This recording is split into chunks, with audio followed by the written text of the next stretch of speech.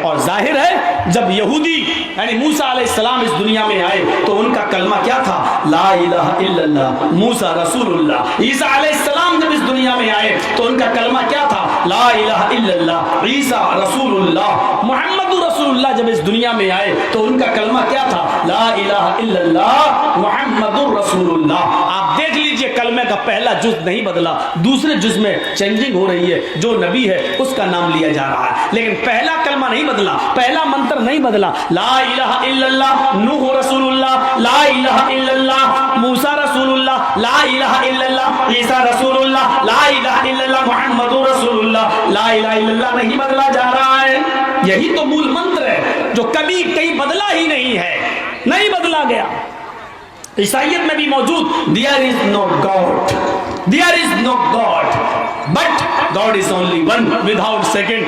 कोई खुदा कोई अल्लाह नहीं, God is only one but परंतु लेकिन हाँ है, एक है। कौन है? गॉड इज ओनली वन, एक है, अकेला है। कौन है? गॉड इज ओनली वन, एक, अल्लाह एक है, विदाउट सेकंड, दूसरे को शरीक नहीं किया जा सकता।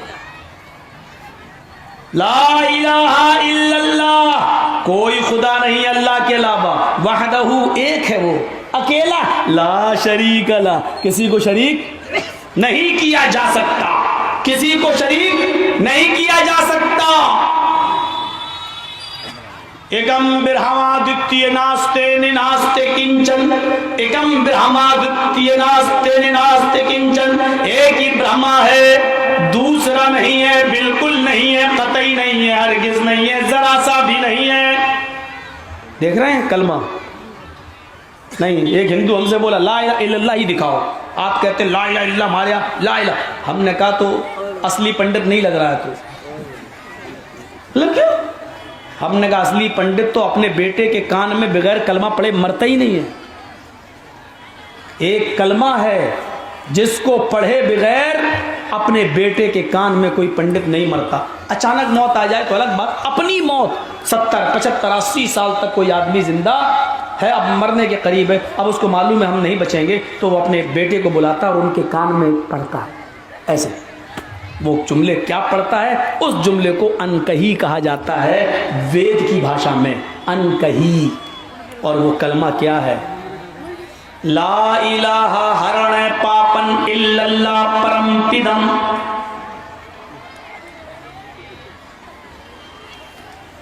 योगी मरेगा वो भी पढ़, योगी की तो औलाद ही नहीं है, वो क्या पढ़ेगा? बोल जाता हूं लेकिन बाद में पता चलता है ये तो रड़ुआ है, वो शादी नहीं की। इनके भगवान शादी कर रहे हैं, इन रड़ुओं को पता नहीं क्या हो गया। राम की पत्नी सीता थी, राम के पिता राजा दशरथ की 3-3 पत्नियां थी। इन लोगों ने कहा शादी करो और उन्होंने करके दिखाई, लेकिन पता नहीं इनको किसने कह दिया मत करो।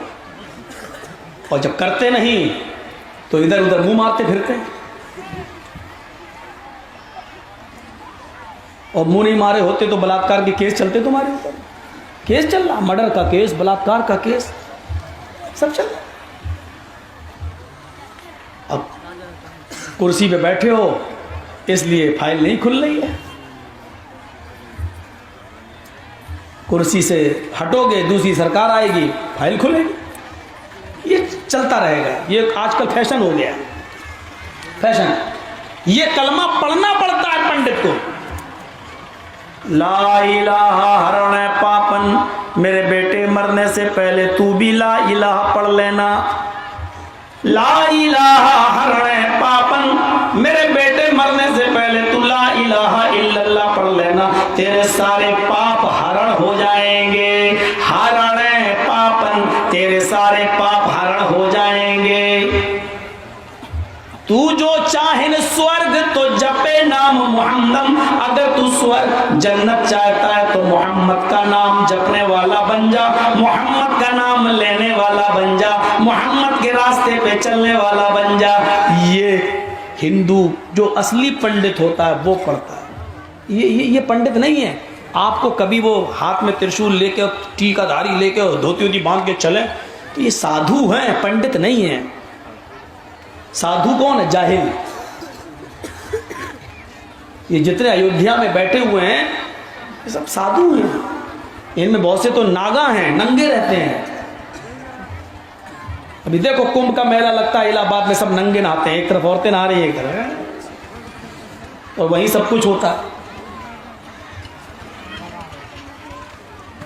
नागे बाबा, और उसको क्या समझते हो, फो जाने क्या, कितना बड़ा हमने तीर मार लिया। बहरहाल तुम्हारे पूजा का मामला तुम जानो।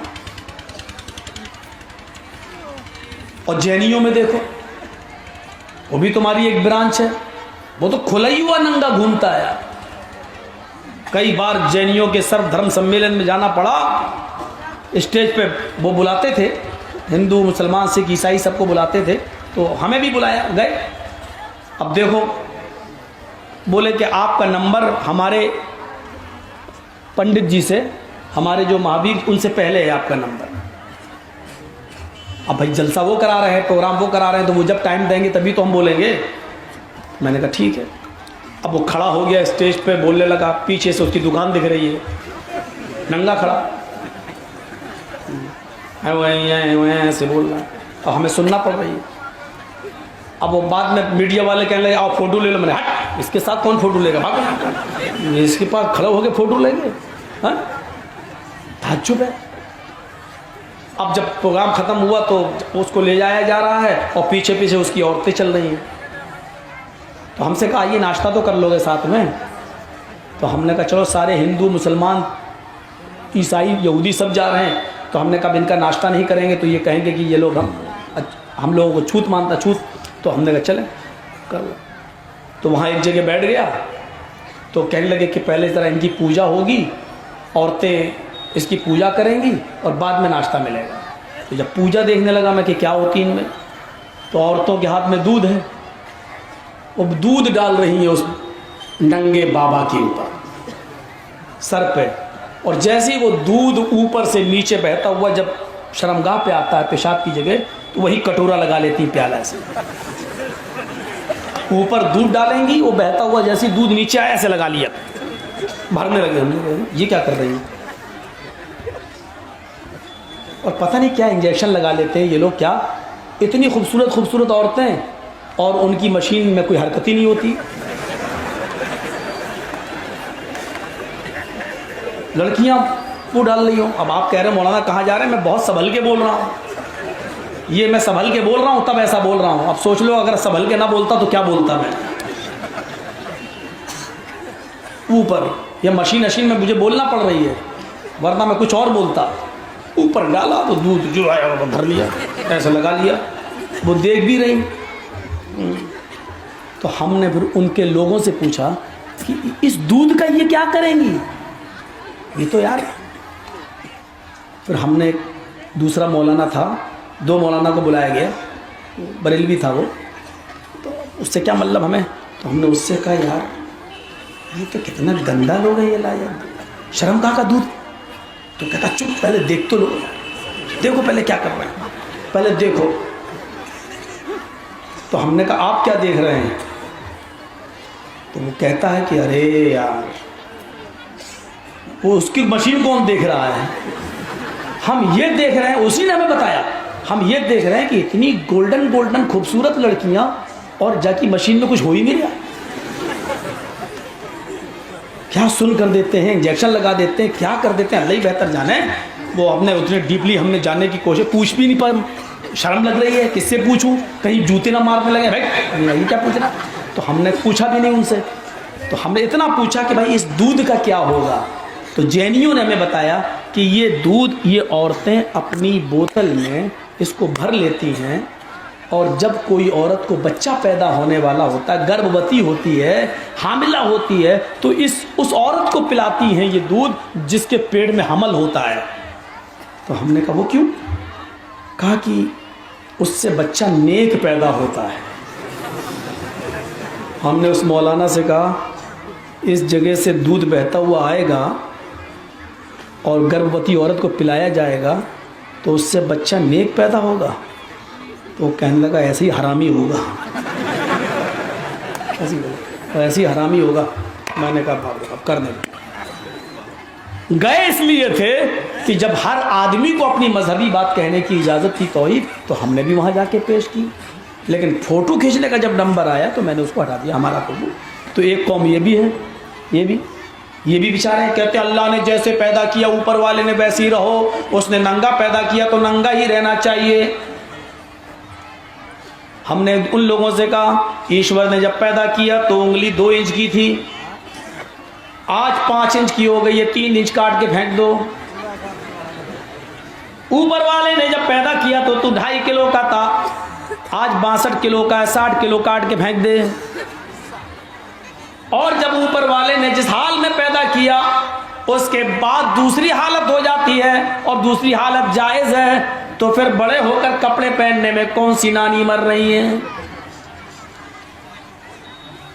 जहां बिठाया जा रहा उस नंगे बाबा को इतनी बड़ी गुदगुदी झाड़ू है वो लगाते पहले हूँ, अब अपना ये समझ लो क्या है, हम नहीं बोलेंगे, तो ऐसे बोल रहा बैठ गया। हमने कहा कुर्सी क्यों झाड़ी? वो कीटाणु होते हैं ना, कीटाणु जरासीम, वो ना मर जाएं कहीं। फिर उसके ऊपर शर्मगाह पे फूल डाल दिए, फूल। तो हमने कहा फूल क्यों डाल दिए भाई? अच्छा नहीं लग रहा ना, ये सब बैठे हुए हैं। तो हमने कहा जब पर्दा ही करना है तो 2 मीटर का कपड़ा नहीं पहना सकते हो? है चुप, बहस मत करो यार, बहस मत करो। तो हमने कहा अच्छा ये पैदल क्यों चलते हैं ज़मीन पर? कि बस सवारी ववारी पर नहीं बैठते हैं, सारी खुशियाँ इन्होंने त्याग दी हैं। हमने कहा ये पैर ज़मीन पर चलते हैं तो चींटी वीटी मर जाती होंगी, बहुत से जरासीम मर जाते होंगे, तो ये हिंसा नहीं है? है यार तुम लोग यार जाने कहाँ से लाते हो ये सारी बातें। हमने कहा तुम्हारे ये गुरु जी ये सुबह ब्रश नहीं करते हैं क्या? हे पागल, ब्रश क्यों नहीं करेंगे? मुंह में बदबू नहीं आएगी? हमने कहा ब्रश करते होंगे तो दांत के कीड़े मर जाते होंगे जरासीम, तो हिंसा नहीं होती है। बोला तो मैं आइंदा बुलाना छोड़ दूंगा।